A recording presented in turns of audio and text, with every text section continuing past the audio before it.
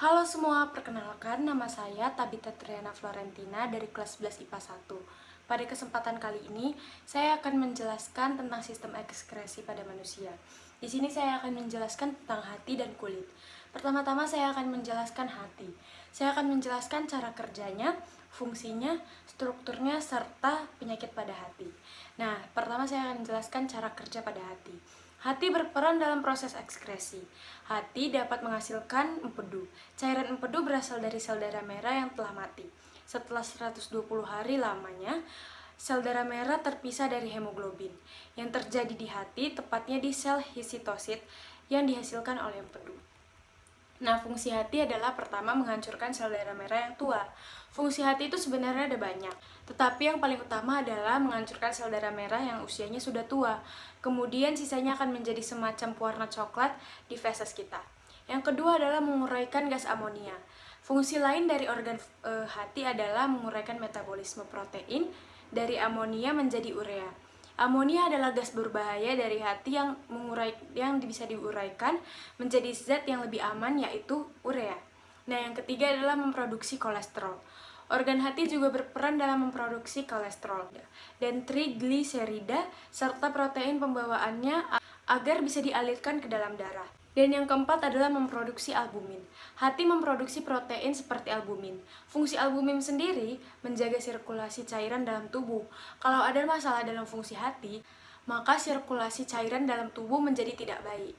Nah, kali ini saya akan melanjutkan kepada struktur fungsi hati. Nah, struktur pada hati adalah lobus kiri dan lobus kanan, dengan lobus kanan yang lebih besar dibandingkan lobus kiri.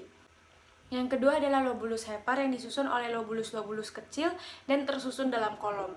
Yang ketiga adalah vena centralis pada, yang terdapat di bagian tengah tiap lobulus.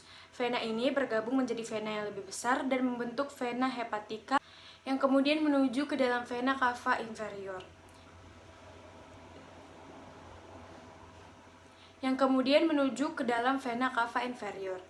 Yang terakhir adalah lacuna, yaitu ruangan yang memisahkan antara satu lobulus dengan lobulus yang lainnya. Nah, kali ini saya akan menjelaskan tentang penyakit yang terdapat pada hati. Yang pertama ada hepatitis. Hepatitis merupakan penyakit peradangan hati yang umum menyerang organ yang satu ini. Hepatitis A, hepatitis B, C, D, dan E, serta hepatitis autoimun merupakan jenis yang umum terjadi pada umumnya yang disebabkan oleh adanya infeksi virus pada hati. Nah, yang selanjutnya adalah hemokromatosis. Penyakit yang satu ini terjadi ketika kadar zat besi dalam tubuh terlalu berlebihan. Akibatnya zat besi yang menumpuk dalam organ tubuh memicu timbulnya penyakit serius, seperti gagal jantung. Selanjutnya ada sirosis. Sirosis merupakan kondisi ketika organ hati rusak akibat terbentuknya jaringan parut karena infeksi virus hepatitis atau kecanduan alkohol. Sekian penjelasan saya tentang hati. Selanjutnya saya akan menjelaskan tentang kulit. Nah, selanjutnya saya akan menjelaskan tentang kulit.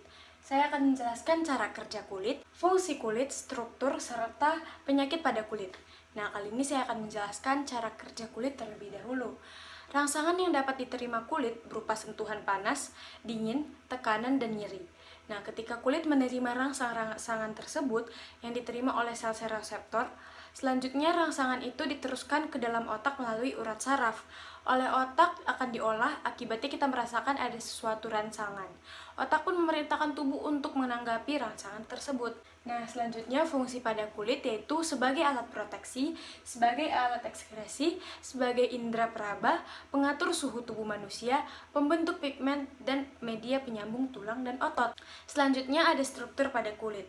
Nah, struktur pada kulit terbagi atas 3, yaitu kulit ari atau epidermis, kulit jangat atau epidermis, dan yang terakhir adalah kulit jaringan bawah atau hipodermis.